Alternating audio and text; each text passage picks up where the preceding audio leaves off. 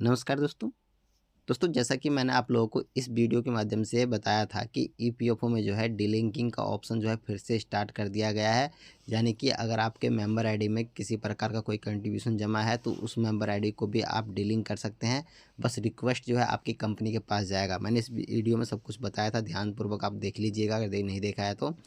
लेकिन दोस्तों बहुत सारे पीएफ मेंबर के साथ प्रॉब्लम ये आ रहा है कि जब वो मेंबर आईडी को डीलिंक करने जा रहे हैं तो उनके सामने एक एरर आ रहा है। क्या एरर आ रहा है, चलिए मैं आपको दिखाता हूँ।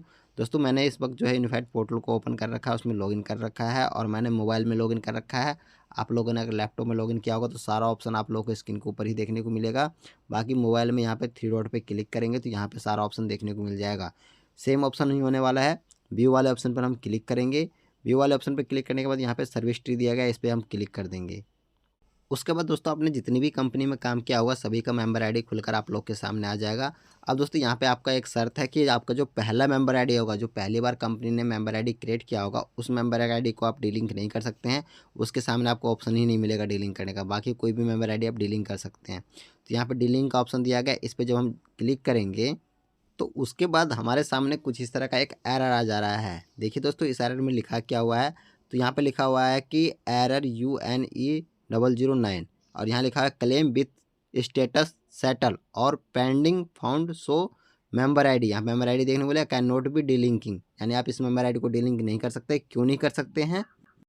क्योंकि आपका क्लेम स्टेटस या तो पेंडिंग में है, यानी आपने किसी प्रकार का कोई रिक्वेस्ट लगा रखा है वो पेंडिंग में है, या फिर आपका क्लेम जो है वो सेटल हो चुका है, यानी कि आपने पीएफ का पैसा जो है विड्रॉल कर लिया है। तो इस मेंबर आईडी को आप डीलिंक नहीं कर सकते। अगर आपने किसी प्रकार का कोई क्लेम किया है, कोई रिक्वेस्ट सबमिट किया है तो उसे पहले जो है कंप्लीट हो जाने दे, उसके बाद जो है सेटल होने के बाद उसे डीलिंक करने की कोशिश करें। तो उसके बाद हो सकता है कि हो जाए।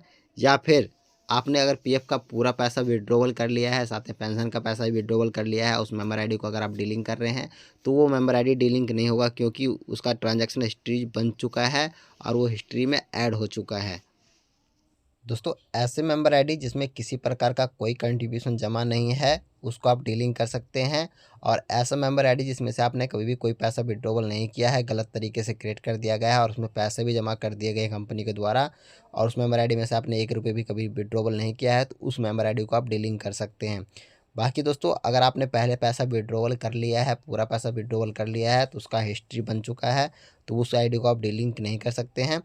और या फिर आप लोगों ने किसी मेंबर आईडी से एडवांस के रूप में पीएफ का पैसा विड्रॉवल कर लिया है, या किसी और तरीके से पीएफ का पैसा विड्रॉवल कर लिया है, उसको डीलिंक करना चाहते हैं तो उसको भी डीलिंक नहीं कर सकते हैं।